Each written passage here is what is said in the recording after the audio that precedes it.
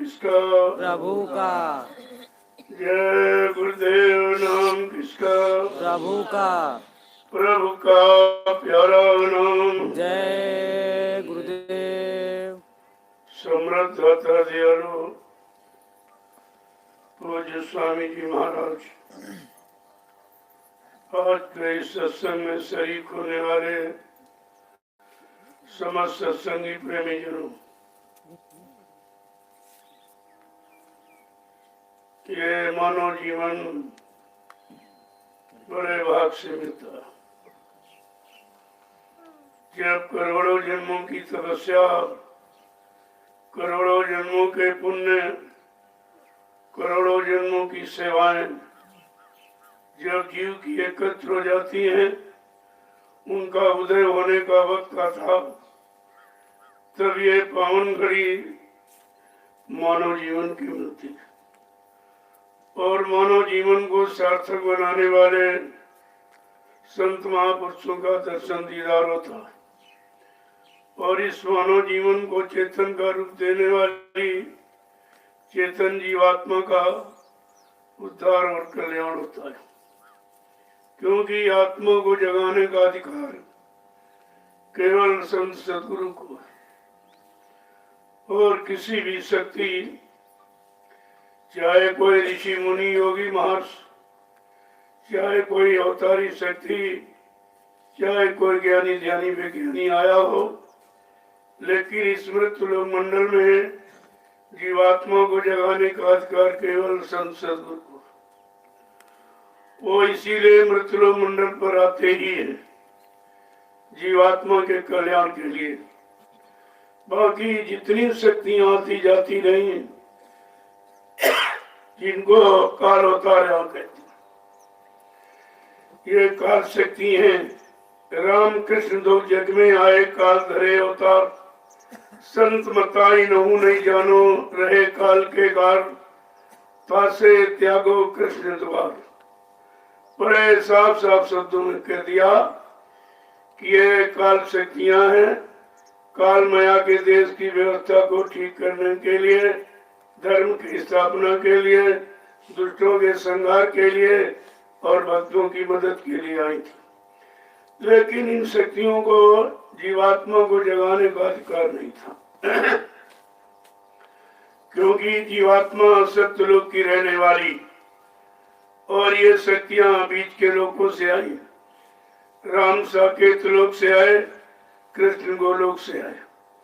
तो जो सत्यलोक सचखंड अनामी धाम प्रभु धाम से जो शक्ति आएगी, वो जीवात्माओं को जगाएगी और जगाकर परमात्मा से मिलाएगी और इन जीवात्माओं के अपने घर मंडल मुकाम को पहुंचाएगी। यह जानकारी आपको केवल सत्संग के माध्यम से मिलेगी। जो संत महापुरुषों की अपनी वाणी है, अपना अनुभव है, अपना तजुर्बा है, जब उनके वचनों को, वाणी को सुनोगे, तब आपकी समझ में आएगा कि शरीर का और जीवात्मा का काम कौन करेगा। जो दोनों काम करने आया, उसको पूरा सद्गुरु कहा गया। पूरा का मतलब पूरी जानकारी। इधर यानी शरीर को भी निरोग बना दे, भोगों से अलग कर दे, और शरीर में बैठी चेतन जीवात्मा को जगाकर परमात्मा से मिला दे। ये अधिकार केवल संत सदगुरु को। और वैसे कलयुग में आए, इसके पहले किसी युग में नहीं आए थे। बानी जो बाकी तीन युग हैं, सतयुग, त्रेता, द्वापर, उनमें केवल काल शक्तियां आती जाती हैं, जो काल की व्यवस्था में रही और काल की व्यवस्था में शरीर छोड़ के चली गई। लेकिन उनकी जीवात्मा का कल्याण नहीं हुआ। इसीलिए संत महापुरुषों ने इशारा करके कहा कि ब्रह्मा ब्रह्मलोक में सुख आनंद उठा रहे, और विष्णु भगवान विष्णुलोक में सुख आनंद उठा रहे, और भगवान शंकर शिवलोक में सुख आनंद उठा रहे, राम साकेत लोक में सुख आनंद उठा रहे, कृष्ण गोलोक में सुख आनंद उठा रहे, देवी देवता देवलोक में सुख आनंद उठा रहे। और उनकी जीवात्मा नहीं जगी, क्योंकि जीवात्मा को जगाने वाले संत सतगुरु उनको नहीं मिले थे। क्यों? अभी वो कलयुग में दया की उन्होंने, और इस कमजोर भोगी जीवों पर दया किया, जिनका कोई सहारा नहीं, कोई हमदर्द नहीं, कोई रखवाला नहीं, कोई बचाने वाला, कोई रक्षक, कोई तैसी नहीं। ऐसे कमजोर जीवों पर दया करने के लिए संत सतगुरु पधारे। लेकिन कितने लोगों ने पहचान पाया? क्योंकि यहाँ पहचान के इतिहास ऋषि मुनियों के हैं, योगी महर्षियों के हैं, अवतारी शक्तियों के हैं, ज्ञानी विज्ञानियों के हैं। लेकिन संतों का यहाँ कोई इतिहास नहीं। संत इस कलयुग में आए, कबीर साहब से शुरुआत हुई। संत में आते जगत में जन्मता संसार।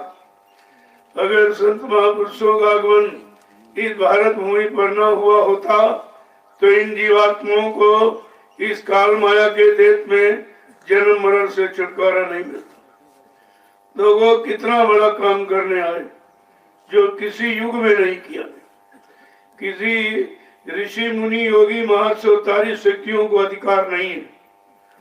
वो अधिकार आपको मिल गया कि जल्दी से अपनी जीवात्मा को जगाओ, अपने घर पहुंचो। और कहा मैं सहारा दूंगा, मैं आधार दूंगा, मैं युक्ति दूंगा, और जल्दी से तुम इसी मनुष्य मंदिर में आत्मा के घाट जो दोनों आंखों के मध्य में है, इस घाट में पर बैठ करके जल्दी से अपनी जीवात्मा को जगा लो और घर पहुंचा लो। क्योंकि ये मानव जीवन बार बार नहीं मिले। ये तो सौभाग्य, ये तो एक अवसर, मौका, चांस आपको दे दिया गया। जब ये जीवात्मा मन के साथ तो लगी ही है, और मन कर्मानुसार जिन जिन योनियों में जन्म लेता रहा, जीवात्मा साथ में लगी रही, बराबर देखती रही कि आखिरकार मन ये भोगों को क्यों भगता है, क्यों भोगों में उलझ करके इन 4,84 लाख नरकों की योनियों में बार बार जन्म लेता। तो देखा कि केवल जन्म होता, मरण होता, जन्म मरण, इसके अलावा कुछ नहीं मिला। तब उसने प्रार्थना की कि मालिक ये अज्ञानी मन है, ये समझता नहीं है, ये भोगों में बसकर अपने आप को भूल गया है। अब दया कृपा मेहरबानी करके एक बार हमको मानव तन का सौभाग्य दे दीजिए। जीवात्मा के प्रार्थना करने पर ये मालिक ने आपको अवसर ये मनुष्य तन में जीवात्मा को दे दिया, और कहा जल्दी से किसी संत महात्मा की तलाश करके अपने घर जाने का रास्ता पूछ लेना, और रास्ता दे दें तो बस उसी रास्ते पर चलकर अपनी मंजिल को प्राप्त कर लेना। देखो कितना सरल, जो मालूम नहीं था, जानकारी नहीं थी जीवात्मा के बारे में, तो मतलब वो जानकारी आकर के दी बिना पूछे, बिना कोई इच्छा किए, क्योंकि जीव को मालूम ही नहीं। अरे इच्छा व्यक्त करेगा जब कोई जानकारी होगा। हाँ, इच्छा व्यक्त मन करता है, भोगों की इच्छा, ये मिल जाए, वो मिल जाए, राज मिल जाए, पाठ मिल जाए, धन मिल जाए, दौलत मिल जाए, पत्नी मिल जाए, पति मिल जाए, मान और सम्मान सामान मिल जाए। इसके अलावा ये कभी ना कि भगवान मिल जाए, ये कभी नहीं सोचा, क्योंकि ये जानकारी यहाँ थी ही नहीं। कितनी बड़ी चीज, कितनी बड़ी जानकारी जो इस भूमंडल पर किसी ने दी ही नहीं कि जीवात्मा परमात्मा से कैसे मिले। शरीर तो मिलेगा नहीं, इंद्रियां मिलेंगी नहीं, वो तो शरीर और इंद्रियां केवल काल के सामान को प्राप्त कर सकती, लेकिन दयाल के सामान को इनको प्राप्त करने का अधिकार ही नहीं। जो अधिकार नहीं था, संत सदगुरु ने दया कृपा मेहरबानी करके वो भी अधिकार आपको दे दिया और आए और आपको रास्ता दिखाया। लेकिन कितने लोग उस रास्ते पर चल पाए, कितनों ने उन पर विश्वास किया, उनके वचनों पर मतलब यानी विश्वास किया और वचनों को अपने जीवन में उतार कर ये अपना काम हासिल कर लिया था। तो जब आप सत्संग में आओगे तब आपको काल और दयाल दोनों की जानकारी। क्यों जी, उधर से इधर जो आया वो सारी शक्तियों को जानता कि किस लोक से कौन सी शक्ति किस काम के लिए भेजी गई और उसने यहाँ कैसे कैसे काम किए और उसी काम का इतिहास बन गया। लेकिन नाम का इतिहास नहीं है, क्योंकि जो नाम जगाए गए वो भी काल के नाम थे। सतयुग में हरि नाम, त्रेता में राम नाम और द्वापर में कृष्ण नाम, ये सब काल शक्तियों के नाम है।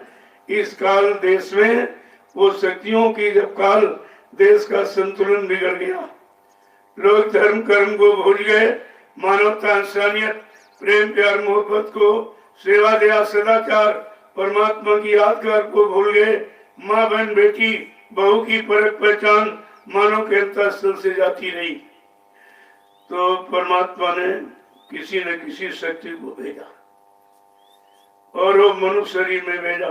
जाओ जल्दी से, जिनको मनुष्य शरीर मिला वो मनुष्य शरीर की अहमियत को भूल गए कि मनुष्य शरीर किस काम के लिए मिला। जाओ जल्दी से उनको मानव शिक्षा, मानव शरीर की शिक्षा, मानव का कर्म और मानव का धर्म, ये सब उसको सिखाना और बताना। जब माने ना माने तो मार काट के खलियान करते। उन शक्तियों ने वही काम किया जो उनको आदेश मिला। लोगों आदेश के बिना कोई अपनी तरफ से यहाँ कुछ नहीं कर सकता, कुछ भी करने का अधिकार कुछ नहीं, केवल आदेश पालन का अधिकार है। जब उन शक्तियों ने आदेश पालन किया, आपको तो समृद्ध शक्ति मिली, अगर उनके आदेश का पालन कर लेते तो यह आपका मानव जीवन सार्थक होता। लेकिन तुमने उनको पहचाना भी नहीं, न जाना न माना न पहचाना, न अपना बना पाए, न अपने शरीर और जीवात्मा की रक्षा कोई काम आप करा पाए। कितनी बड़ी भूल जीव से हो गई, क्योंकि पहचान नहीं थी, और पहचान दी तो आप पहचान को संभाल के रख नहीं पाए, समझ नहीं पाए कि उनकी कोई पहचान यहाँ इस तरह की नहीं, केवल काम और जगह नाम की पहचान। ना तुमने जगह नाम की पहचान की, और जगह नाम से क्या काम होगा, किस तरह का काम होगा, उसकी भी जानकारी आपने नहीं। तो ये सब आपकी भूल भुलैया, इसी भूल भ्रम में फंसकर आपने अपना कितना जो सुंदर सौभाग्य मिला था वो आपका खत्म हो। लेकिन जो दया करने आया है वो एक बार फिर मौका दे दिया कि जाओ, इन जीवात्माओं का कोई कसूर नहीं है, वो तो बेचारी पाक साफ निर्मल है, लेकिन उसने मन को साथी बना लिया और मन भोगों का रसिया है, और अब उसने वादा किया कि बगैर तुमको साथ लिए मैं वापिस घर नहीं लौट के आऊंगी। बस इसी वचनबद्धता में वो फंस गई और वो इंतजार कर रही घाट पे बैठ के, और मन यहाँ भोगों में एकदम डूब गया, इतना डूब गया कि सारी शक्ति का हैरास कर दिया। जितनी भी शक्ति सामर्थ्य थी सब इसने खो दिया। अब वो बेचारा यानी मतलब लाचार और मजबूर है, तो सदगुरु दयाल से अब प्रार्थना करता हूँ, कब जब जागी सूरत मिल जाएगी, जागी सूरत पूरा रास्ता दे देगी, ज्ञान करा देगी, तब मन के अंदर ये भाव पैदा होगा कि मैंने बहुत खराब किया, मैंने कुछ अच्छा किया ही नहीं। अब बेचारा लाचार कहता कि बात तो सही है तुम कहती हो, लेकिन भोग वासना मुझ में भरी और मुझसे सत्संग क्यों न जाए। इतनी भोग वासनाओं में मैं डूब गया हूँ कि ये वचन हमको सुनाई नहीं देते, हमारी समझ में नहीं आते और हमारे बस के भी नहीं है, क्योंकि मेरे पास कोई सत्य सामर्थ्य रही नहीं। जब लाचार मजबूर हो जाता है इंसान, तभी किसी सच्ची बात को मानने को तैयार होता। ऐसे मन जब लाचार हो गया, मजबूर हो रहा, और बार बार जीवात्मा समझाती है, रे भाई तुम मेरे मित्र हो और मैं तुम्हारी दासी बनकर तुम जिन जिन योनियों में गए कर्म करके मैं बराबर साथ लगी रही।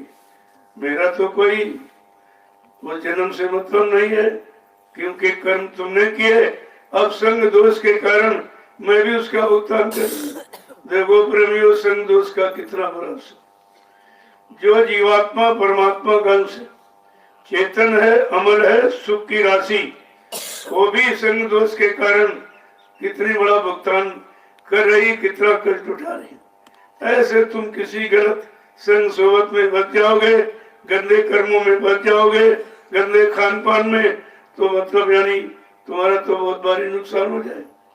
तुम तो कुछ कर ही नहीं सकते हो, तो अगर अच्छा नहीं कर सकते तो बुरा ही न करो। अगर बुरा नहीं करोगे तो इल्जाम बुरा नहीं मिलेगा, और अच्छा धीरे धीरे सीख जाओगे तो अच्छाई का भी लाभ आपको मिलने लगेगा।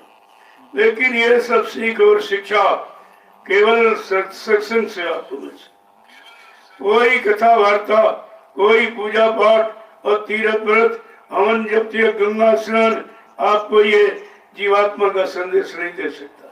जीवात्मा के बारे में कुछ नहीं बता सकता कि जीवात्मा कहाँ से आई है और कैसे आई और कैसे यहाँ फंस गई।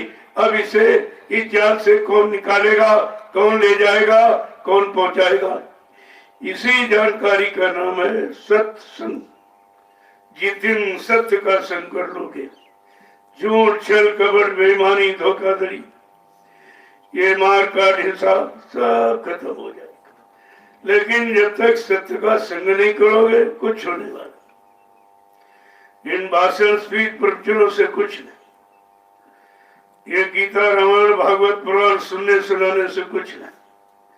जब तक आप करोगे नहीं, तब तक कोई लाभ मिलेगा नहीं।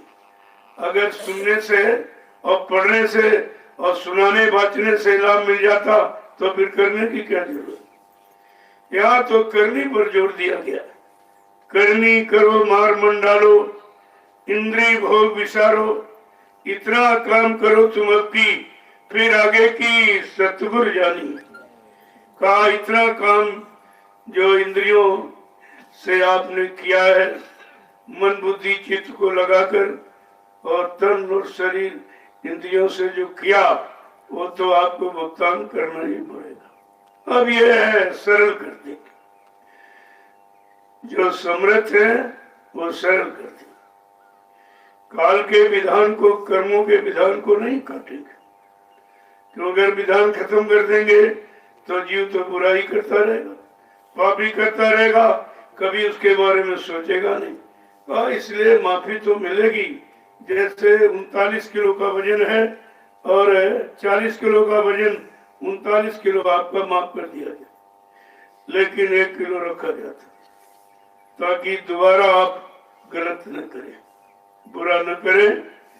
तो इसलिए उसको रखा जाता और धीरे धीरे और शरीर से उसका भुगतान कराया जाता। अब यह है महापुरुषों ने दया कर दिया। वैसे तो भुगतान बड़ा कठिन है इसका, कोई माफी तो करा नहीं सकता, न किसी ने किया। जिनको आपने भगवान कहा, चाहे त्रेता के राम, द्वापर के कृष्ण, उनका इतिहास बताता, उन्होंने किसी माफी को, मानी पापी को क्षमा नहीं किया। सर्वप्रथम राम का इतिहास, जिनको भगवान कहते हो, उन्होंने अपने पिता दशरथ को नहीं माफ किया।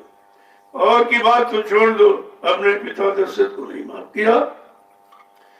अपराध क्या था कि धोखे से श्रवण कुमार की हत्या हो गई। एक हत्या उनसे धोखे में हो गई। लोगों ने कहा भी माफ कर दी, आपके पिताजी हैं। भगवान ने कहा नहीं भाई, मुझे माफ करने का अधिकार नहीं है। क्यों?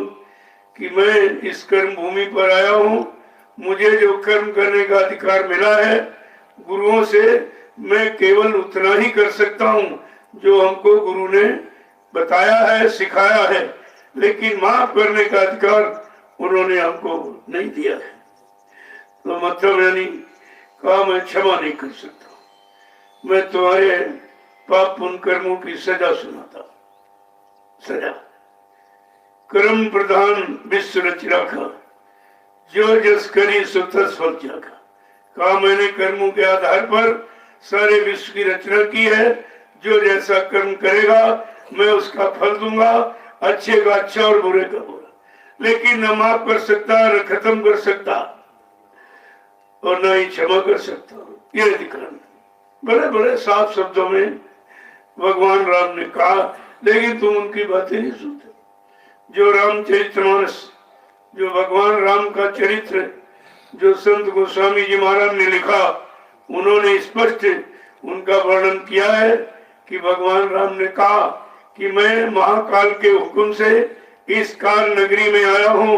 ऐ काल नगरी में रहने वालों, तुम मेरे मित्र हो, लेकिन मैं तुम्हारे मन इंद्री शरीर के द्वारा किया किसी भी कर्म को माफ नहीं कर सकता। मैं उसका परिणाम दे सकता हूँ। देखिए, काल ने मैं तिनकर बढ़ाता, शुभ अशुभ कर्म फल दाता। मैं काल में महाकाल हूँ और जो काल की व्यवस्था में रह रहे फंसे हैं, मैं उनका भाई हूँ। लेकिन भाइयों, मैं तुम्हारे मनसा वाचा कर्मणा किए हुए पाप कर्म को माफ नहीं कर सकता। हमको फल परिणाम देने का अधिकार है, माफी का नहीं। माफी का अधिकार जो आगे कलयुग में संत महापुरुष आएंगे, उनको माफ करने का अधिकार है, क्योंकि वो सतलोक सचखंड अनामी धाम से आए हैं, पूर्ण शक्ति का भंडार लेकर। वो माफ करेंगे। हमको जितना काम का इशारा दिया गया कि धर्म की स्थापना करना, पहले समझाना बुझाना, जब न माने तो मार काट देना, मैं वही काम करके वापिस चला जाऊंगा। लेकिन ये कहा कि मैं बिना काम किए नहीं जाऊंगा। देखो, इन शक्तियों का ये विधान है कि मैं बिना काम किए नहीं जाऊं। और उस काम के लिए कोई मुसीबत, कोई संघर्ष, कोई यातनाएं, कष्ट उठाने पड़े, लेकिन बिना काम पूरा किए नहीं जाऊं। देखो, कृष्ण को जिन्होंने कहा मैं परिवर्तन करने में भी आया, और उन्होंने कितना कष्ट उठाना पड़ा, इतिहास उठा के देखिए, तब आपको पता चलेगा। जो शक्ति यहाँ काम करने आई धर्म की स्थापना, मतलब उसको कितना कष्ट उठाना पड़ा। बेचारे जेल में पैदा हुए, उनको तो पैदा होने तक की जगह नहीं, जेल में पैदा हुए, वहां भी रहने नहीं दिया गया। नारद ने कहा, भाई जल्दी हटा दो, ने मार दिया जाएगा, तो रातों रात उनको गोकुल भिजवा दिया। लेकिन स्वार्थी, लोभी, लालची वो चैन से बैठते नहीं, क्योंकि वो जानते हैं कि अगर ये शक्ति बनी रहेगी तो हमारा अमन चैन सब छीन जाएगा। वो भी बराबर प्रयत्न करती रहती है। वो स्वार्थी, लोभी, लालची समय का राजा कंस पीछे पड़ा रहा। जब उसको पता चल गया कि मतलब यानी गोकुल में है, तो उसने पुत्रा को बुलाया, कहा, पुत्रा, तुझको तो ये वरदान मिला हुआ है, तू हर स्त्री को स्वरूप को बना लेती, जा यशोदा मैया के रूप को बना लेना, और मतलब अपने स्तनों में जहर लगाकर उस बालक को दूध पिला के मार देना। और पुत्रा को क्या पता, हुआ आदेश का पालन किया, राजा के आदेश का पालन किया, और वहां पहुंची गोकुल। फट से यशोदा मैया का रूप बनाया और कृष्ण को उठाकर और लेट करके गोदी में दूध पिलाने लगी, और कृष्ण भगवान ने ऐसा दूध पिया कि पूतना को पी गई, बिल्कुल स्तनों से ही प्राण खींच ली और मर गई। जब उसको पता चला कि राजा को, कंस को, कि उस बालक ने पुत्रा को मार दिया, तो बड़ा उसको क्रोध आया। उसने अपने बड़े बड़े पहलवान, जिसको उस समय मल्ल कहते थे, मल्लों को बुलाया। अकासुर, बकासुर, अघासुर, लवणासुर बुलाया, कहा, जाओ तुम सब जल्दी से उस बच्चे पर एकदम धावा, बोलना उसको जान से मार देना। तो वो सब दौड़ पड़े एकदम। उन्हें कहा, उनको भी वो कृष्ण बच्चा ही दिखाई दिया। प्रेमियों, शक्ति का कोई आकार नहीं होता। ये जो आर्टिफिशियल शक्ति, बिजली जो आप प्रयोग तो करते हो, लेकिन आकार देखा है? कोई आकार बता सकता कि लंबी है, चौड़ी है, गोरी है, काली है? कुछ नहीं। जब ये आर्टिफिशियल शक्ति की कोई आकार नहीं, वो तो नेचुरल शक्ति, प्राकृतिक शक्ति है, जो प्रकृत देश से भेजी गई यहाँ की व्यवस्था को ठीक करने के लिए। अब उन मल्लों को, पहलवानों को वो कृष्ण बच्चा दिखाई दिया, जैसे धावा किया। अब जो शक्ति देकर भेजा गया, जब उस शक्ति का उन्होंने मतलब प्रयोग किया और सारे मल्लों को मार डाला। जब सब मर गए, खबर पहुंची कि मतलब यानी उस बच्चे ने तुम्हारे सारे पहलवानों मल्लों को मार डाला। पर ये इतिहास तो बाद में लिखा जाता, बगैर काम का इतिहास होता ही नहीं। जब इन सबको मार डाला, इतिहास बाद में लिखा, जाको राखे साइया मार सके नहीं कोई, बाल नवाका कर सके चाहे जग बैरी हो। सारा संसार तुम्हारा दुश्मन बन जाए, लेकिन जो मालिक की छत्र छाया में है उसका कोई बाल बांका करिए। जो छत्र छाया में उसका कोई बाल बांका नहीं, तो उस समृद्ध मालिक को किसने मार दिया? बात तो सोचने की यहाँ पर है, विचारने की यहाँ पर है।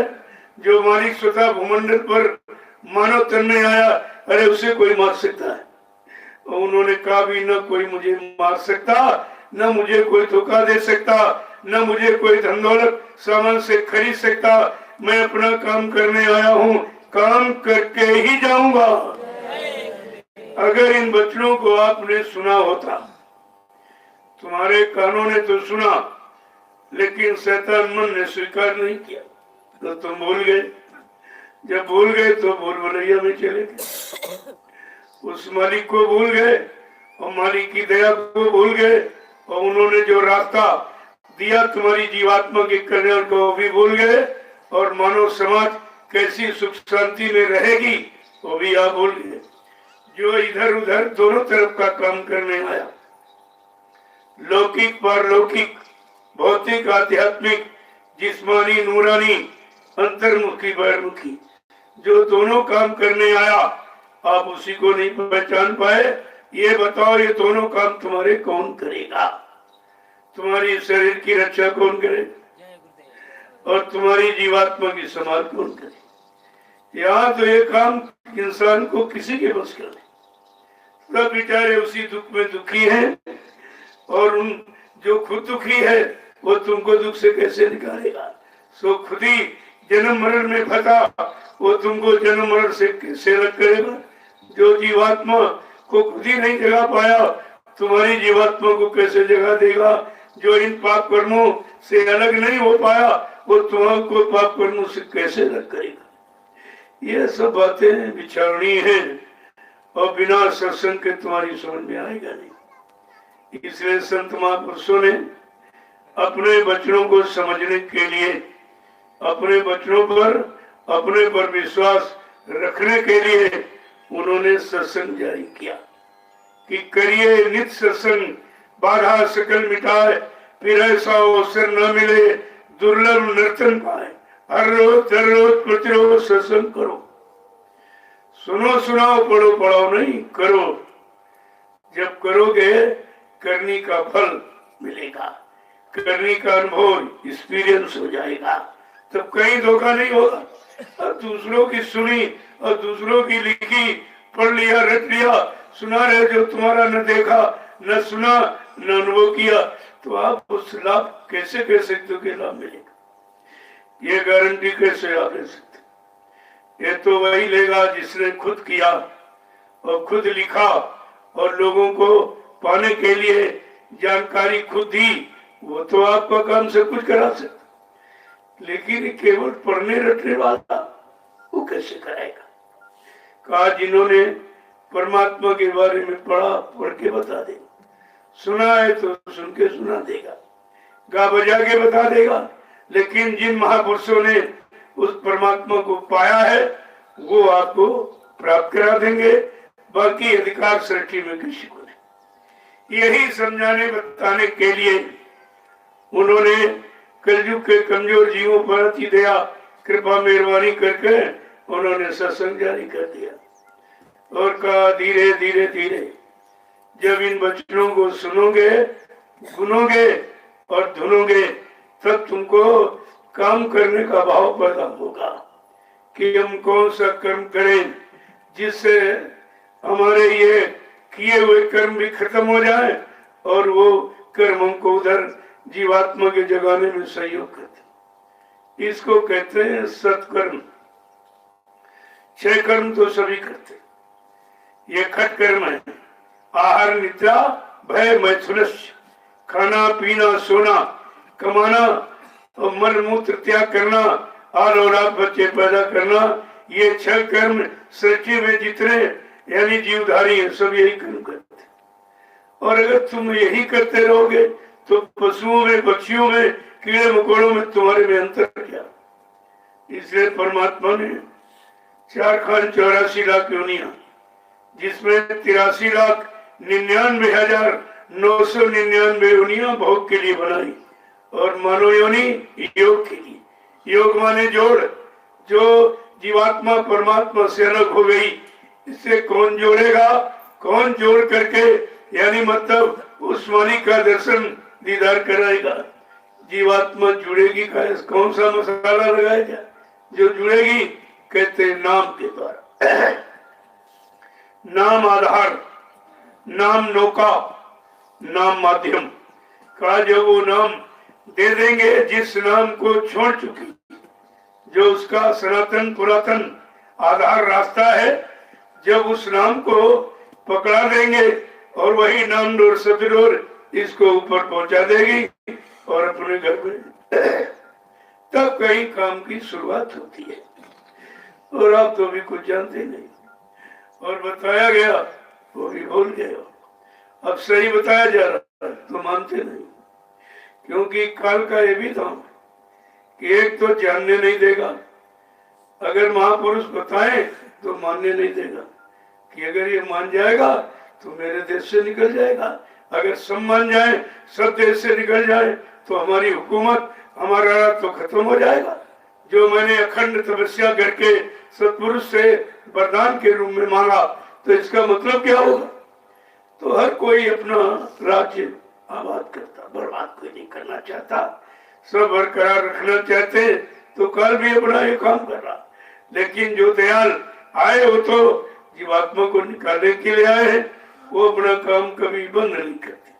लेकिन ये है अगर वो चाहे समर्थ एक बार की सारे जीवों को सदे देर सहित लेकर अगर किसी बीच के मंडल मुकाम पर ठहरा कर और उसके द्वारा किए कर्मों की अदायगी करा देंगे और यानी काल को भरत भी नहीं पड़ेगी।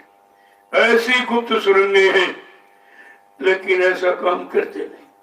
हाँ, किसी किसी पर दया करते हो जो उनका आत्मसमर्पित भाव से हो जाता है, सब तरफ से अपना अपना मान लेता है और अपने को कुछ नहीं, कि शरीर भी मेरा नहीं और ये वेश भी मेरा नहीं और यहाँ का सामान भी मेरा नहीं।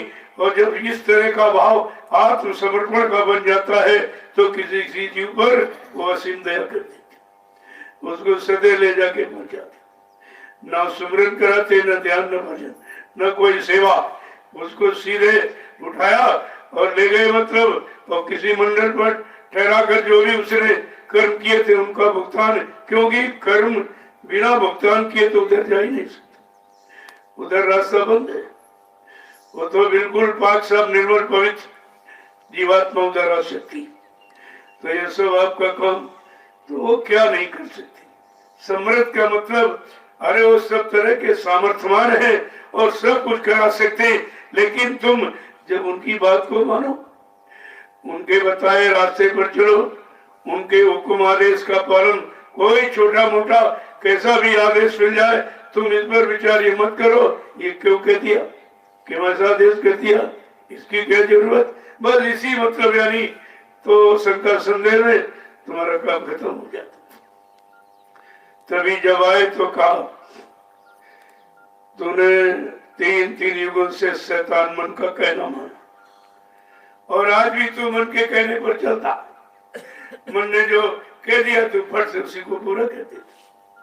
जब उसको उसकी पूर्ति करते रहोगे तो वो कभी कमजोर होगा ही नहीं, वो तो बलवान सांड की तरह बराबर होगा, जैसे सांड बेलगाम का होता।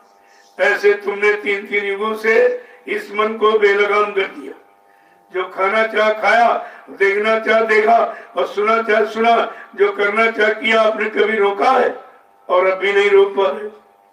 अब भी तुम समझ ही नहीं पा रहे हो, ये मन हमको नरकों की तरफ ले जा रहा कि सदगति दिला रहा, क्योंकि ये भोग नरक के द्वार है।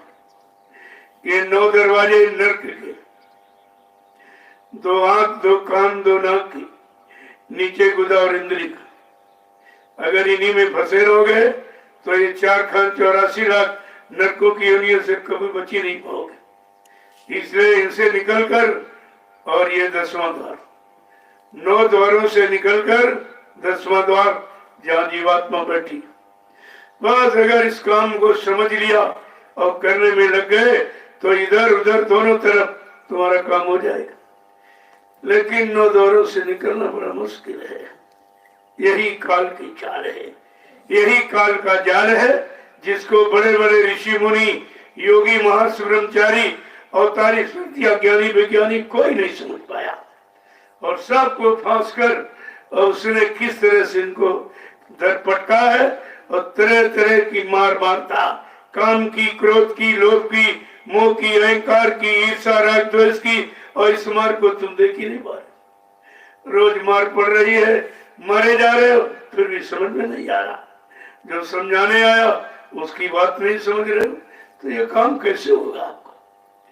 अपने काम की तुमको भी चिंता नहीं कि मेरा काम कैसे होगा, मेरा शरीर विषय भोगों से कैसे बचेगा और कैसे बलवान शक्तिमान बनेगा तो ज्यादा समय भजन कर सकेगा।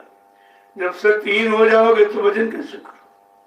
न बैठ पाओगे, मतलब यानी न सिमरन, न ध्यान, न भजन, न सेवा, न वचन, कुछ नहीं समझ में आई। इसलिए आपको इन विषयों से मोड़ने के लिए आपको सत्संगों में बुलाया जाता, और यहाँ जितने दिन रहोगे उतने दिन विषयों से अलग, भोगों से अलग रहोगे। तो सब कुछ नहीं किया तो भोगों से तो अलग कर दिया आपको। इसलिए धीरे धीरे, कभी 1 सप्ताह, कभी 2 सप्ताह, 1 महीने, 3 महीने, 6 महीने, 1 साल, 2 साल, धीरे धीरे धीरे ऐसे तुमको साथ में लगाकर, और धीरे धीरे ये मोया लगाएंगे वचनों का, और मन को धीरे धीरे मोड़ लेंगे। जब मन मुड़ जाएगा तो अच्छे काम में लग जाएगा। तो तुम्हारे साथ तो सब कुछ किया जा रहा, अब उस करने को हम नहीं समझ पा रहे। तुम्हें यहाँ क्यों बुलाया गया? घर घर घर गृहस्थी, परिवार, बाल बच्चों से अलग क्यों किया गया? खेती, दुकान, दफ्तर, बिजनेस, व्यापार, मजदूरी से आपको कुछ दिनों के लिए क्यों हटाया गया और क्यों यहाँ लगाया गया? हटाना और लगाना तुम्हें दोनों समझना पड़ेगा। जब दोनों समझ लोगे तो हटने का अर्थ और लगने का लाभ ये सब आपको मालूम हो जाएगा। इसलिए कहा जब नित्य सत्संग करोगे, नित्य करोगे, सुनो सुनाओगे नहीं, करोगे। धीरे की जो सुनो उसको करने में उतारो। जब करने में उतारोगे तो तुमको सुनने का लाभ मिल जाए। अगर करने में नहीं उतरा, न सुनने का लाभ न सुनाने का लाभ। सुनाने वाला भी अगर करनी करके सुना रहा तब तो अपना उसका रिवीजन हो रहा, तुम्हारा काम बना देगा। लेकिन जिसने केवल पढ़ा है, पढ़ लिया और सुन लिया और सुनाने लगा और करने में नहीं उतारा, अनुभव किया नहीं, उसके सुनाने का कोई लाभ नहीं मिलेगा। ये सब समझने की चीजें, ये कथा वार्ता नहीं है, ये सत्संग। लोग कथा वार्ता सुनते रहे, उसी में फंसे पड़े। अब सुन रहे न सुनाने वालों को तो लाभ मिला, वो लाभ नहीं जो लिखा, क्योंकि वहां तक वो पहुंचा नहीं है। वो केवल इसलिए सुना रहा कि हमको दान दक्षिणा रुपया पैसा सामान, बस काल के सामान तक रह जाएगा। दयाल की बात उसकी समझ में बिल्कुल नहीं आएगी। तो जब सुनाने वाले नहीं जन पा पाए तो सुनने वाले तुम कैसे प्राप्त करोगे? जो सुना रहा उससे पूछो, तुमने कुछ देखा है, तुमने कुछ सुना है? कुछ ऊपर की आवाज जो ब्रह्मवाणी, आकाशवाणी, ईश्वरवाणी, अनंतवाणी 24 घंटे इस मनुष्य मंदिर में आ रही, क्या तुमने उसको सुना है? क्या तुमने कोई ऊपर के लोकों में जाकर कोई दृश्य देखा है? तो फट से आपको पता चलेगा झूठा है। ये बस सुनी सुनाई कह रहा है, देखा देखी कुछ। जो ब्रह्मा जी ने 4 वेद जिन्होंने लिखे वो कहते मैंने देखा ही नहीं कुछ, मेरा देखा कुछ नहीं, केवल सुना है। वो कह रहे मेरा देखा नहीं। ये सुनाने वाले क्या तो दिखा देंगे, क्या कुछ दे देंगे आपको? तो ये तुमको भ्रमित कर देंगे, बर्मा देंगे और ये सबसे बड़ी अज्ञानता है जो काले अक्षरों को आप इकट्ठा कर रहे हैं। ये सबसे बड़ी अज्ञानता है और आपको सच्चे अच्छे रास्ते पर चलने नहीं देंगे। तभी तो संत मत में कहा पढ़ा लिखा बह जाता है और बिना पढ़ा पढ़ जाता है। जो तमाम समेट करके काले अक्षर ले आया, इनका अनुभव उनका अनुभव, उस युग का, उस समय का, उस काल स्थित परिस्थिति का, अरे वो तुम्हारी स्थिति नहीं है, तुम्हारी परिस्थिति नहीं है, वो युग नहीं, वो समय नहीं, तो पिछले युग का ये सब जो बटोर के इकट्ठा कर कूड़ा कचरा है और इसको लादने से तुमको क्या मिलेगा। जैसे गधे पर 4 वेद लाद दो तो गधे को कोई विद्वान कहेगा? कोई विद्वान कहेगा उसको? ऐसे ये कोई गीता ला दे, कोई भागवत ला दे घूम रहा और उसके बारे में इनको ज्ञान ही नहीं है कि गीता किस कर्म करने के लिए लिखी गई और भागवत किस महाकर्म करने के लिए लिखी गई, ये तो इनको पता ही नहीं कुछ। और बेचारे इसी काल के सामान में फंसे पड़े और ये कर्म कर जा लाद रहे, इनका ले लिया उनका ले लिया उनका, और काम किसी का किया नहीं। जब काम नहीं किया और ले लिया तो ये तो कर्म कर्जा बन गया और काम करना इनको मालूम नहीं। जब अपना नहीं किया तुम्हारा कैसे करते? तो अगर ये सब चीजें जान जाओ तो जीव जड़ता की तरफ से हट के चेतन में लग जाएगा। तो ये जड़ता तो आपको मिटा देगी, बिल्कुल कुछ नहीं मिले देगी। इसलिए चेतन ज्ञान चाहिए, क्योंकि जीवात्मा चेतन, परमात्मा चेतन, परमात्मा का लोक चेतन, और जो उधर से नाम लेके आया वो नाम भी चेतन। और जब चेतन चेतन को ले जाएगा और जड़ जड़ को जड़ में मिला देगा। अब यहाँ सब जड़ ज्ञान सब जड़ सुनी सुनाई क्या कराया? कुछ नहीं। ये किताब वो किताब, ये शास्त्र पुराण पढ़ लिया और बस सुनाने लगे लोग और सुना करके पैसा देने लगे। अरे भाई तुमने कोई चीज बनाई नहीं है तो उससे लाभ लेने का अधिकार तो किसने दे दिया? जिसने बनाया, जिसने लिखा, उसने 2 पैसे नहीं, 2 पैसे नहीं। ब्रह्मा जी ने 4 वेद लिखे, उन्होंने कोई सेवा सामान, कोई रुपया पैसा दक्षिणा किसी से मांगा था? श्रीमद् भागवत पुराण की रचना वेद व्यास ने इसी नैमिषारण्य की तपोभूमि पर बैठ के किया। क्या उन्होंने किसी से सेवा सामान, रुपया पैसा दक्षिणा मांगा था? ये सुनाने वाले तो लूटे ले रहे, ये लूट रहे हैं, अपना जीवन लुटा रहे हैं और तमाम आगे जीवन को बिगाड़ रहे हैं। इनको होशे नहीं कुछ ये किसकी चीज है और कौन बेच रहा। अरे उन्होंने ज्ञानार्जन के उद्देश्य से लिखा था। श्रीमद् भागवत पुराण वेद व्यास ने 88,000 ऋषियों की मंत्रणा से ये लिखा था कि आगे घोर कलयुग आ रहा है।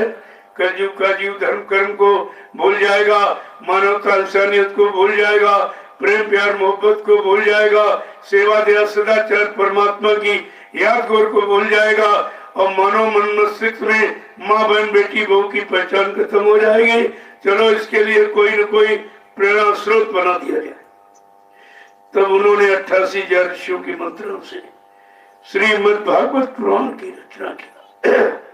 88,000 ऋषियों की मंत्रणा।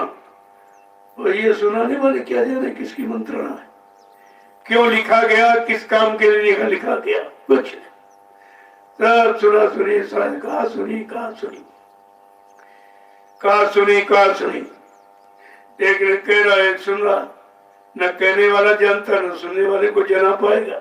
न कहने वाले ने आध्यात्मिक आंतरिक कोई लाभ मन बुद्धि चित्त को साफ करने का न उन्होंने पाया और न सुनाने वाले को दे पाएगा। तभी कहा अंधा गुरु बहरा चेहरा वही नरक में ठहरी ठहरा। अगर गुरु की आंख खुली नहीं, कान खुला नहीं तो न देखा न सुना, कहा वो तो अंधा है उधर की तरफ और तुमको भी नहीं, मतलब तुम संबंधियों को कैसे हाथ दे पाएगा और कैसे दिखा पाएगा, कैसे पहुंचा पाएगा और कैसे लाभ प्राप्त करा पाएगा। यह सब आपको सोचना चाहिए था, लेकिन कुछ नहीं। इसीलिए संत महापुरुषों को आना पड़ा और ये सब जड़ता का विधान खत्म करना पड़ा और चेतन जीवात्मा को जगाकर चेतन परमात्मा से मिलाने की युक्ति देनी पड़ी।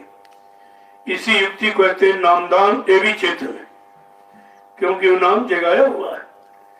जो सुन के सुनाएगा वो नहीं काम करा सकता, जो स्वतः जगाएगा वो काम कराएगा। क्योंकि जगाने वाले को मालूम है कितनी मेहनत, परिश्रम और त्याग कैसे जगाया गया है। वो तो लाभ दे देगा, वो सुनाने वाला क्या लाभ देगा। जैसे हम आपको सुनाए कि रसगुल्ला मीठा होता, मुलायम होता, तो लाल होता है, तो क्या सुनाकर हम आपको इच्छा पूर्ति कर सकते? क्या आपको उसका स्वाद मिल जाएगा? क्या आप सुने संतुष्ट हो जाएंगे? थोड़ी देर बाद कहोगे अरे भाई सुनाना है कि कुछ खिलाना पिलाना है। कहने का मतलब जो चीज प्राप्त करने पर संतुष्टि प्रदान करती है, सुनने सुनाने पर नहीं होता कुछ। अगर इतनी बात तुम्हारी समझ में आ जाती तब भी तुम कुछ नहीं तो जड़ता से अलग हो जाते, ये अज्ञानता से, भूल भ्रम से अलग हो जाते और सही सच्चे रास्ते पर संत महापुरुष चलाने आए तो आप चल पड़ते।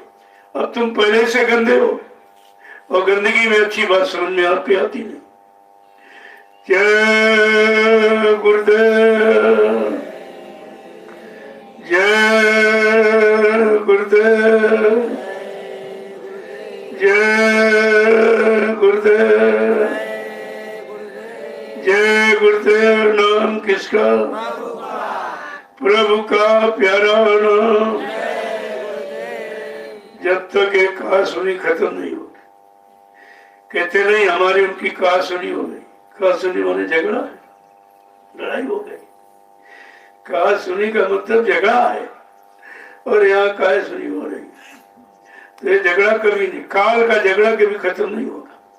जब तक तुम कहासुनी के चक्कर में रहोगे और कराने के चक्कर में नहीं रहोगे, तब तक ये झगड़ा खत्म नहीं। ये आवागमन, जन्म मरण, काल माया की हिरासत से अलग हो जाओ, उसकी दास्ता गुलामी की जंजीरों से छुटकारा मिल जाए, तो ये काम आपका कब होगा? जब तुम करने की तरफ चलोगे। इसलिए यहाँ आए हो तो तीन करनी आपके साथ जोड़ी गई, जिससे शैतान मन ठीक हो जाए। सत्संग करो, सेवा करो और भजन करो। ये तीनों रास्ते यहाँ पर रोज आपको कराएगा। इन रास्तों पर रोज चलाया जा रहा, और ये तीनों कहीं चले जाओ कहीं नहीं कोई जानता ही नहीं सब क्या है। जब जानता नहीं तो तुम्हें कैसे जनाएगा? जो पहुंचा नहीं तुम्हें कैसे पहुंचाएगा? जिसने परमात्मा देखा नहीं तुमको कैसे दिखाएगा? तो इसलिए कहा सुनी से थोड़ा हटो और करने की तरफ रखो, तो ये तुम्हारा युगों युगों का घोड़ा बिछा, ये काम आपका पूरा हो जाएगा। बगैर करने के कुछ होने वाला नहीं है। और घूमकर और मार खा के अंत तो गत्वा वहां नहीं पड़ेगा। कहाँ जाओगे? सब तरफ मार पड़ रही है, कोई बचाने वाला भी नहीं और कोई सही रास्ते पर न बताने वाला, न खड़ा करने वाला, और न उस रास्ते पर सहयोग देने वाला है। देखो ये सब जानकारी है तुम्हारी, अगर नहीं समझोगे तो तुम जानो, तुम्हारा काम जाने। मेरा काम है बताने का और आपको सही सच्चे रास्ते की तरफ मोड़ने का। अगर नहीं मोड़ोगे तो फिर तुम जानो, तुम्हारा काम जाने। लेकिन यह कोई नहीं कर सकता कि हमको किसी ने बताया नहीं। ये तो जब सुनोगे तो बैठ के गुनोगे कि आखिरकार ये क्यों कहा गया, आज तक किसी ने नहीं बताया। आज तक तो यहाँ से शरीर इंद्रियों की बात बताई गई कि पूजा करो, पाठ करो, तीर्थ करो, व्रत करो, हवन जब तो वे गंगा स्नान करो, लेकिन ये किसी ने नहीं कहा कि भजन करो। ये किसी ने बताया? जीवात्मा का कर्म किसी ने नहीं, कोई नहीं जानता। और शरीर के कर्म वो भी करते, तुमको भी करते। और जब उसने किया, उसे कुछ नहीं मिला तो उसको स्पष्ट कह देना चाहिए, भाई हमने किया, हमको तो मिला नहीं, तुम्हें कहां से मिल जाएगा। लेकिन ये नहीं है, सब कुछ नहीं। वो जानते अगर ये बता देंगे जो मिल रहा है बंद हो जाएगा। ये भी मालूम नहीं, ये मिल नहीं रहा, तुमको मिट्टी में मिला रहा। तुमको 4,84 लाख नरकों की योनियों से कभी छुटकारा नहीं दिलाएगा, क्योंकि तुमने जिनका लिया उनको कुछ उनका काम नहीं किया। अरे मजदूरी लेकर आदमी काम करता, तभी मजदूरी दी जाती। और इन मजदूरों को तुमने मजदूरी कैसे दी जिन्होंने कुछ नहीं किया? ना अपना किया न तुम्हारा कर सकते। तो जब तक तुम्हें ये समझ में नहीं आता है कि ये सब वक्ता बक रहे, सुन के पढ़ के, जो वक्ता है उसको वक्ता कहते हैं। और वक्ता जो वक्त और समय की आवाज को सुनता है और करके ज्ञान प्राप्त करता है और लाभ उठाता है और लोगों को लाभ के लिए भागीदार बनाता है, उसको कहते हैं वक्ता। बा और वाह में कितना फर्क है।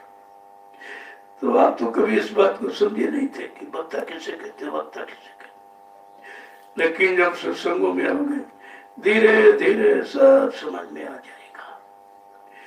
अच्छा बुरा पाप पुण्य शुभ अशुभ ये सब आपसे समझा दिया जाएगा।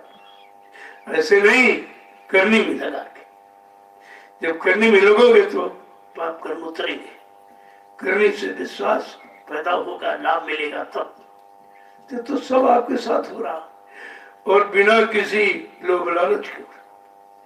सत्संग सुनाना, सेवा में लगाना, सुमरन ध्यान भजन कराना, क्या इससे कोई मजदूरी मांगी जाती? कोई दान दक्षिणा रुपया पैसा आपसे मांगा जाता? कुछ ये विषय नहीं इसका। अभी आपने श्रद्धा में 1 रुपया 2 रुपया 10-20 रुपया बिना मांगे, मैं तो मना करता हूँ कि हमको किसी का 1 रुपया भी नहीं चाहिए। अब ये प्रेमी नहीं मानते, कहते नहीं नहीं हमारा 1 रुपया 2 रुपया 10-20 50 100 रुपया ले लो और इसी समय के सत्य बच्चों के प्रचार में लगा देना, क्योंकि मेरे पास समय नहीं कि घर गृहस्थी परिवार छोड़ के आपके साथ चलो, या खेती दुकान दफ्तर बिजली बात मजदूरी जो बच्चों के पालन पोषण का, इसे बंद करके आपके साथ चलो। तुमने कहा चलो ऐसी कोई तुम्हारी श्रद्धा, सेवा नहीं श्रद्धा, तो मेरे पास आपकी दी हुई गाड़ी है, इसमें तुम्हारी श्रद्धा का तेल डालकर हवन कर दूंगा और सारे हिंदुस्तान में तेल का हवन करके और गुरु की हकीकत का पर्दाफाश कर दूंगा। ये तो हो रहा काम, आपको हो जाएगा। और जो आपने बिना मांगे अपनी श्रद्धा में 1 रुपया 2 रुपया 10-20 रुपए दिए, उसी का ये परिणाम देखिए, ये फसल करी, इसको देखिए आप। ये क्योंकि हमको तो चाहिए नहीं, हमारा कोई खर्चा नहीं, कोई खर्चा किसी तरह, कोई फल फ्रूट मेवा ये मेरा भोजन नहीं है, कोई मीठा मीठा खाना मेरा भोजन नहीं है, कोई घी तेल तला ये मेरा भोजन नहीं, बिल्कुल सूखी रोटी, एक सुबह दोपहर एक शाम, कभी कभी एक ही लेता हूँ। जब कार्यक्रम करते हैं 4-4 5-5 घंटे तो शाम को एक ही लेता हूँ, वैसे एक ही लेता हूँ। तो जब एक ही रोटी खाना तो सब क्या है, और आप रोटी देते हो, मैं तो कपड़े पहनता नहीं तो आपने दे दी तो पहन लिए।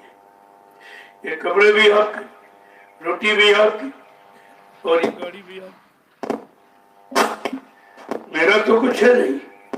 जब सब आपका है तो आपके काम में लगा हूं, क्योंकि आपका खाता हूं तो आपका काम करूंगा।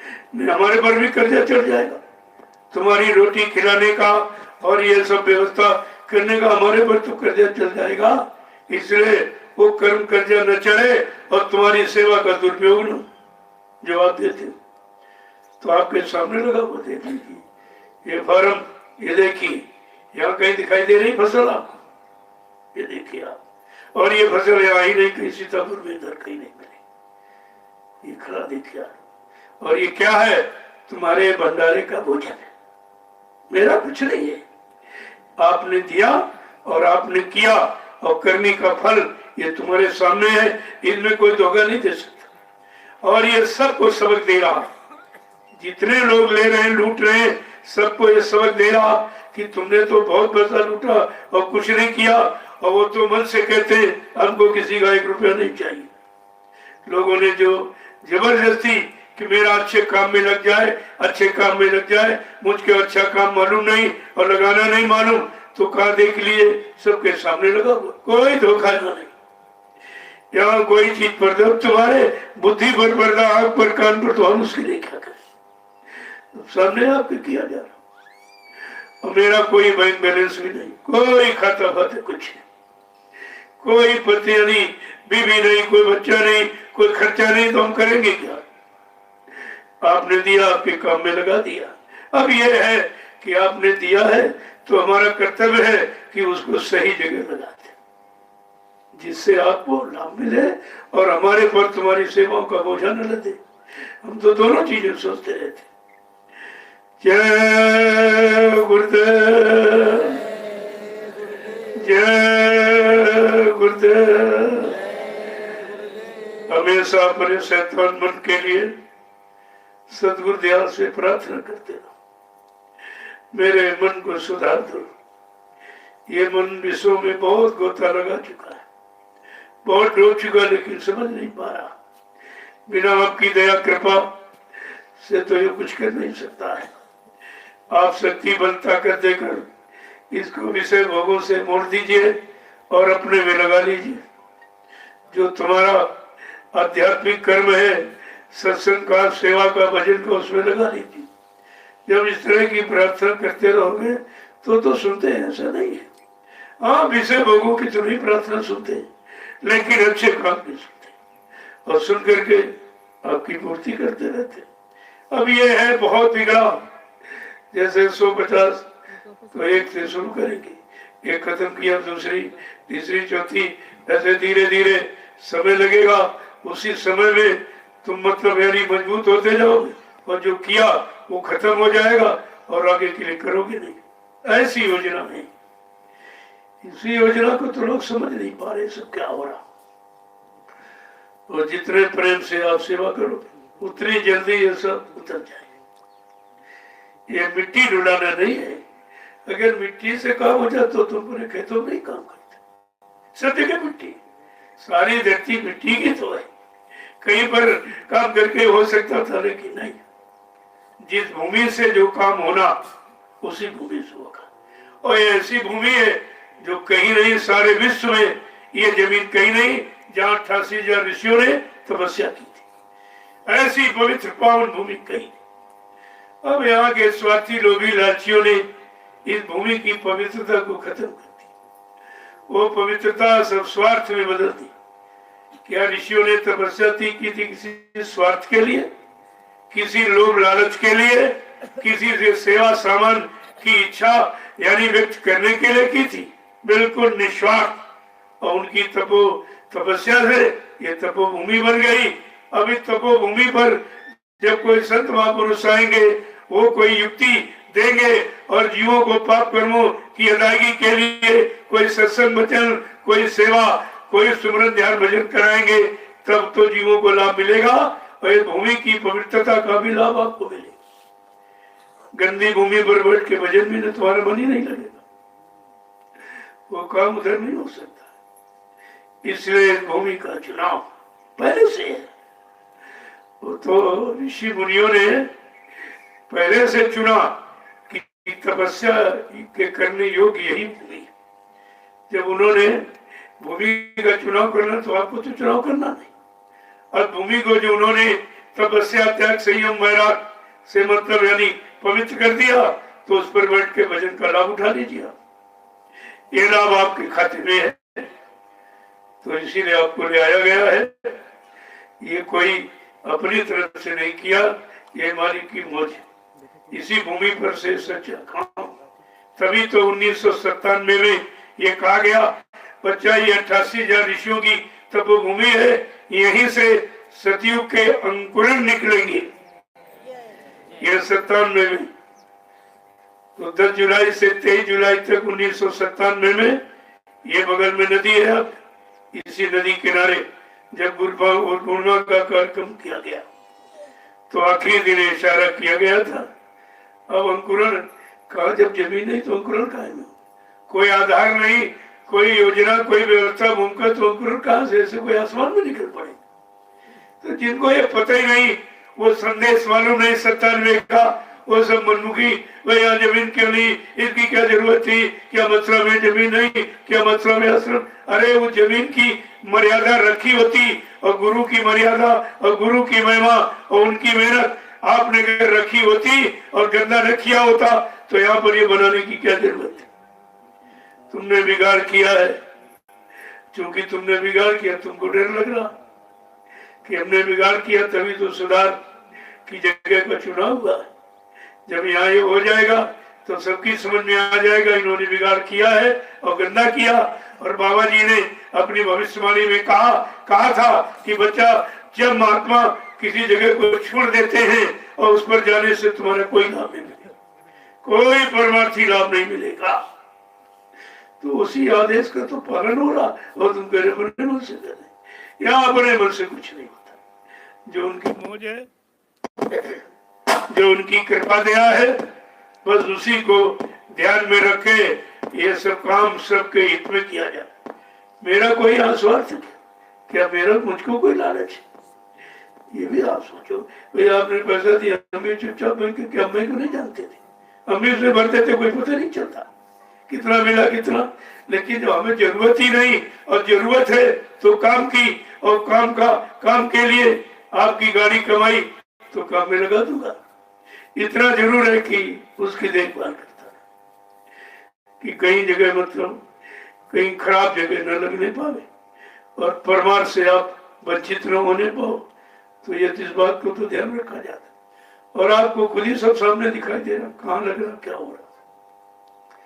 इस भूमि का चुनाव ये तो ऋषियों मुनियों का है, उनका चुनाव में चुनाव भी नहीं करना पड़ा। नगर कह दिया जाता जाओ कि धर्म की स्थापना कहाँ से होगी, तुम भूमि का चुनाव कर सकते थे। सतयुग कहाँ से आएगा और किधर से जाएगा, क्या आप ये जान सकते हो? तो किसी को नहीं मालूम था। तो ये सब चीजें जो तुमको सुनाया गया वो सब कराया गया, इसी काम के लिए सुनाया गया था, इसी स्थान के लिए बताया, इशारा किया गया। लेकिन बात समझ में आए तब तो, और लोगों ने कहा यज्ञ होगा, चौथा है। तो सब पहले ही शोर मचाने लगे। कोई कह रहा हम करेंगे, कोई कह रहा हम करेंगे, कोई हम करेंगे। तो भाई देख लो, अगर इनके पास शक्ति सामर्थ्य है और यज्ञ का लाभ मालूम, यज्ञ में आहुति किसकी दी जाती और उस आहुति का क्या लाभ, तो करा सकता। जिसको ही पता नहीं, तो मैंने लोगों के सोचने विचारने पर एक छोटा सा नमूना आपको भी दिया था, यही पर छोटा सा कि ये नमूना होगा। वो यज्ञ क्या है? ये धन लूटने वाला यज्ञ नहीं, सामग्री फूकने वाला यज्ञ नहीं, कर्म प्रायश्चित मानो कल्याणकारी यज्ञ। अगर व्यक्ति अपने कर्मों का प्रायश्चित करने लगे कि मैंने बहुत बुरा किया, बहुत पाप किया, अब नहीं करेंगे, किया सो किया लेकिन हम नहीं करेंगे, अब अच्छे काम की तरफ चल पड़ेंगे, अच्छे समाज की स्थापना में जुड़ जाएंगे और उसी में काम करने लगेंगे, तो ये तो आपका एक पूरा हो जाए। लेकिन ये बात समझ में आती नहीं, क्योंकि समझने और करने के पहले इनका स्वार्थ है। पैसा मिलेगा, सेवा मिलेगी, अगर ऐसा कह देंगे चौथा यज्ञ हो रहा तो बाबा जी का कहना, इसलिए लोग बाबा जी के प्रेमी हमको पैसा दे दे। लेकिन वो कभी तारीख थी तो नहीं बताई गई थी, वो तो कहा कि उसकी तैयारी की जानी। तैयारी का मतलब जब तुम्हारे अंदर भाव विचार अच्छे बन जाएंगे, कर्म अच्छे बन जाएंगे, सोच अच्छी, खान पान अच्छा, संग सोबत अच्छी, तब तो आप उस काबिल बन पाओगे, तब आपको यज्ञ में शामिल कर दिया जाए। लेकिन इसके पहले व्यवस्था सब बनी रखी, लेकिन जिस दिन तुमको उसके काबिल देखा जाएगा वो व्यवस्था आपको सौंप दी जाएगी। लेकिन अब काबिल कैसे पता चले कौन काबिल कौन नहीं काबिल? तो बिना परीक्षा एक आधार है, बिना परीक्षा के किसी की काबिलियत का पता नहीं चलता, किसी की योग्यता का पता ही नहीं चलता। और पर इच्छा पर माने दूसरे की इच्छा पर निर्भर, वो तुम्हारी इच्छा पर नहीं है। अब जब एक छोटी सी परीक्षा ली नहीं थी, क्योंकि लेने काबिल कोई है ही नहीं, जो पढ़ता वही परीक्षा देता। तुमने पढ़ाई कहाँ की? न सत्संग वचन पढ़ा और न सेवा किया और न भजन किया, तो तुम जब कुछ किया ही नहीं तो परीक्षा क्या दोगे? तो गुरु ने अपनी परीक्षा दी, परीक्षा गुरु ने दी, फेल तुम हो गए, देखो कैसा जीवोगे। परीक्षा गुरु ने, फेल तुम हो गए। यानी मतलब ये भी नहीं समझ पाए कि हम इस काबिल नहीं थे। हमारी काबिलियत को देखने के लिए गुरु ने अपनी परीक्षा दिया और कहा मैं देखूंगा कि मेरे बारे में कौन पक्का है कौन कच्चा, मेरा आशिक कौन है, मेरी संपत्ति जमीन जायदाद आश्रम धन दौलत मान सम्मान गद्दी का आशिक कौन है। ये परीक्षा है। मेरा चेला कौन, मेरे चेलों का चेला कौन, गुरमुखी कौन, मनमुखी कौन है, संसारी कौन है और सत्संगी कौन है। यह परीक्षा लिया। तो कोई निकला सत्संगी, कोई संस्कारी निकला और कोई गुरु का आशिक निकला। सब गुरु की संपत्ति के आशिक निकला। अरे गुरु पार करेगा कि संपत्ति पार करेगी, आश्रम पार करेगा, मंदिर पार करेगा कि गुरु पार करेगा। इतनी भी तुम्हारे पास अभी पहचान नहीं कि पार कौन करेगा। तो अभी आपने सुना ही क्या और समझा ही क्या और उसका पालन क्या किया। जय गुरुदेव। एक एक वचन को इसीलिए मैं बहुत थोड़ा बोलता हूँ, ज्यादा नहीं है। वो तो जो आप पिछड़ा पढ़ाया भूल गए, उसके बताने में समय ज्यादा हो रहा, नहीं तो मैं तो 10 मिनट बोला। बस सुनो और करो, करने में लग जाओ, इधर उधर कुछ नहीं। इधर सुनो उधर करो, तो सुनने का लाभ करने में मिलेगा, सुनने का लाभ सुनने तक नहीं मिलेगा। जब सुना हुआ आप करने में लगा तो लाभ मिल जाएगा। इसीलिए भाई आप सुनो वहां सेवा में लगो, यहाँ सुनो उधर भजन में लगो। ये सब काम तुम्हारे सामने तो हो रहा और कहीं आप ये काम नहीं कर सकते। कहीं चले जाओ, घर गृहस्थी परिवार इधर उधर मंदिर मस्जिद गिरजा तीर्थ कहीं चले जाओ, ये काम कहीं नहीं हो रहा। न कहीं सत्संग वचन है, न कहीं सेवा है। केवल ये सेवा, 2 पैसा 2 रुपया दो, पेड़े दो, बतासे दो, सोना दो, चांदी दो, कपड़े दो, ये हो रहा है। बाकी तुमको कोई नहीं दे रहा कुछ। तुम ये कब सुनो सीखोगे कि हमको कौन देगा। क्या देना ही भक्ति है और लेना क्या। अगर देना पुण्य है तो लेना पाप है, 2 चीजें तो है। अगर देना पुण्य है तो लेना पाप। क्या ये सब पापी हैं जो ले रहे हैं। जब पापी तुम्हारा ले रहे, तुम पापियों को तुमको देने नहीं चाहिए, क्योंकि उनसे दोगे और जब मांगोगे तो क्या देंगे, कोई पाप दे देंगे जो उनके पास है। एक बार देता हूँ कि हम बैठे हुए देता हूँ क्या, पूछा गया भाई सबसे बड़ा पापी कौन है। कहना सबसे बड़ी पापी गंगा है। सब पापी ही स्नान करने जाते और सारे पाप उनको देते, तो गंगा को बुलाएगा, अरे भाई तुम बहुत पापी नहीं हो। कभी बात बताओ क्या बात। कल तो जो तुम्हारे यहाँ सब पापी आते वो पाप धोके चले जाते। कहा मैं नहीं रखती अपने पास। कहा फिर।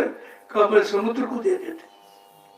जब समुद्र की पेशी हुई, पूछा भाई तुम बहुत बड़े पापी हो, तुम सबका पाप लो रहे हो। कहते मैं कौन अपने पास रखता हूँ। कल क्या करते हो। कहा मैं यानी मतलब बादलों को देता हूँ, बादलों को मैं भाप बना के बादलों को दे देता हूँ। अब बादलों की पेशी हुई कि तुम सबसे बड़े पापी हो, तुम सबका पाप लेते हो। बादलों कह रहा नहीं, जिनका पाप है मैं उन्हीं पर बरस जाता हूँ, उनका पाप उन्हीं पर बरस जाता हूँ, मैं कुछ नहीं करता। तो इस तरह से आपको सोचना चाहिए।